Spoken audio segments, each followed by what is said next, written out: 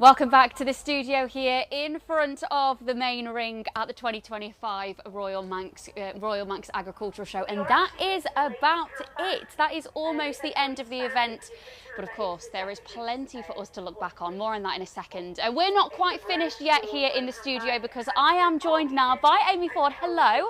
Welcome into our gorgeous warm studio. I know, stunning, what a spot. It is a good spot, isn't it? Great spot here, especially for just watching the Supreme Championship then. It was absolutely incredible. We're going to be talking all things sweet treats now, aren't we? Tell me, Amy, a little bit about what it is that you do. So I'm a cake designer. I've been going... Oh, the eggs. The eggs heard that you're a cake designer and wanted to get involved. I've been going on island now for, I think it's 13, 14 years. So I've got a bit of experience and yeah, I do quite a bit on island, but also a lot off island now as well. Talk to me about the international things. What takes you off of the island? It sounds very exciting. So I started off with entering competitions back in 2018. I entered my first one.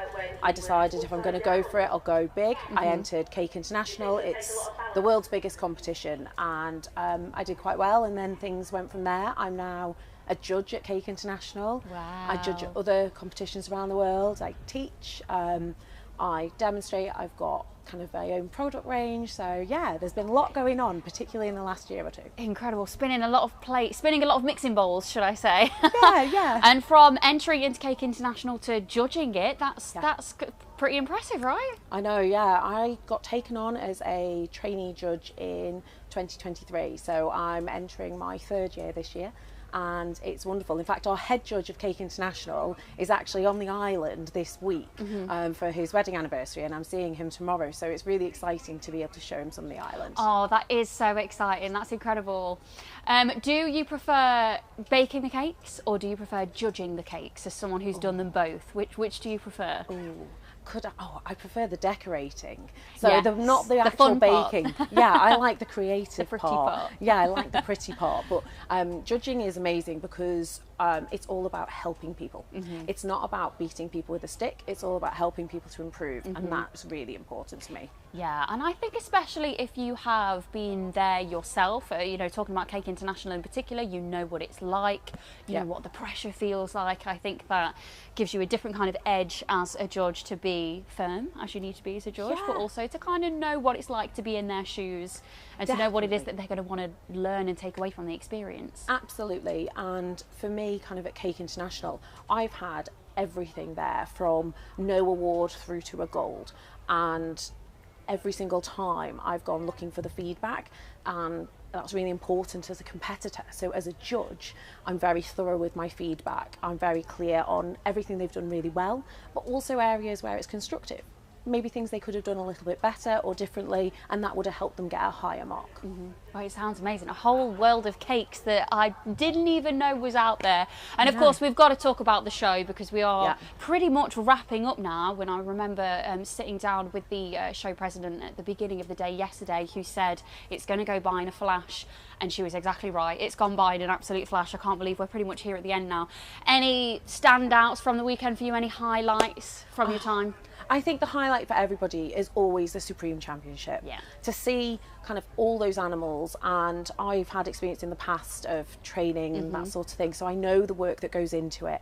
And when you see them going round and how well behaved they are, and the months and months and months of effort that's gone into getting them here, it's just amazing. It also gives the public that little bit of insight into kind of the relationships that farmers have with their animals, because this is a two-way street. They have to trust you to be able to behave well in an environment like this, where you have people and bunting and noises and lights and sounds that they don't see on the farm. So to see them all so well behaved is amazing. That's exactly what I was thinking about when I was down there, the two-way trust that must be involved in that relationship, because like you said, it's noisy and it's unpredictable, and it could very easily kind of go wrong in that sense. So I think that's really, really impressive.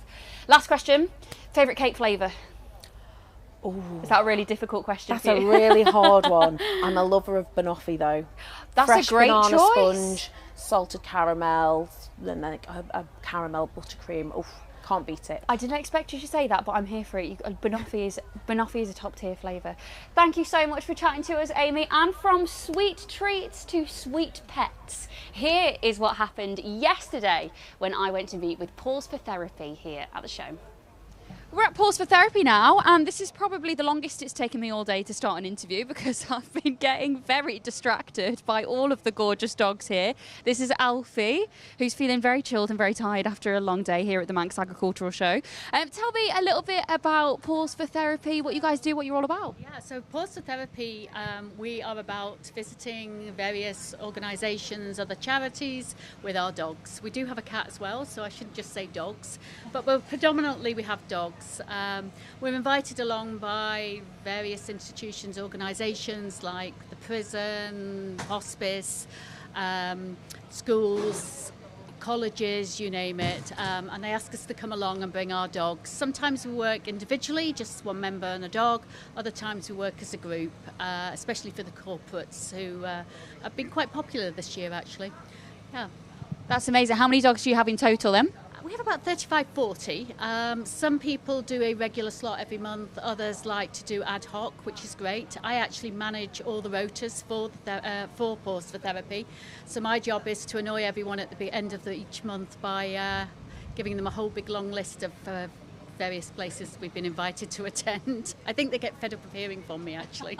I'm sure they do. 40, a lot more than I expected you to say as well. And some of them, like Alfie here, are rescues as well, right? So Alfie's from the Cayman Islands, so we lived out there and we came home 5 years ago and brought him with us. Yeah, he just walked off that plane as if he'd just had a great night's sleep and hello England. So yeah, he became a therapy dog 2 years ago, so we're relatively new to it, but he loves it. I know he associates it with treats sometimes, you know, he gets lots of lovely treats and lots of cuddles, so it's just the joy of seeing somebody who maybe can't have a dog anymore, or maybe somebody on a nursing home who doesn't have the best memory but actually then remembers they had a dog and are able to reminisce about that. It's just amazing. Yeah, so rewarding. And we talk a lot about, you know, particularly with dementia and loss of memory, how, you know, you get memories with smells and with songs, but also definitely, like you said, with pets and with dogs as well, especially if they were a big part of their lives, right? Absolutely. So you go in there and I think sometimes they just think it's their dog come to see them, which is lovely. And just the pure joy of listening to them reminisce about their own pet, and they can remember the name, and they might not have spoken for weeks or said much, and then all of a sudden you're almost having a normal conversation with them. It's amazing. So rewarding. And I mean, I've just even sitting here next to Alfie feel immediately a little bit calmer, so I definitely see how it works. So I'm going to go back to stroking all of these beautiful dogs now, but thank you so much.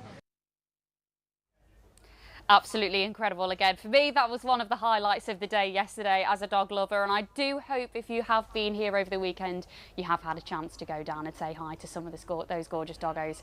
That is about it from us here in the studio in front of the main ring for the 2025 Royal Manx Agricultural Show, and I can't quite believe we are wrapping up. What a weekend it has been. For full transparency, it's been my first one and it has been absolutely brilliant. I've been truly overwhelmed in the best way by how much there has been to see and to do here. It's been absolutely incredible. I know there's been a lot of conversation and a lot of emphasis on it, but I just wanted to wrap up by saying a massive, massive shout out to anybody who has dedicated any of their time to this event. So many of the people involved in this are volunteers and it has been absolutely incredible. And how lucky have we been with this weather? If you do want to rewatch any of the content that you've seen on the screens or on the live stream, you can find it all at the Royal Manx website and the Royal Manx Facebook page. The details should be showing up on your screen right now. And from me, from the whole team behind the camera, and from everyone here at the 2025 Royal Manx Agricultural Show, it is goodbye, and we'll see you next year.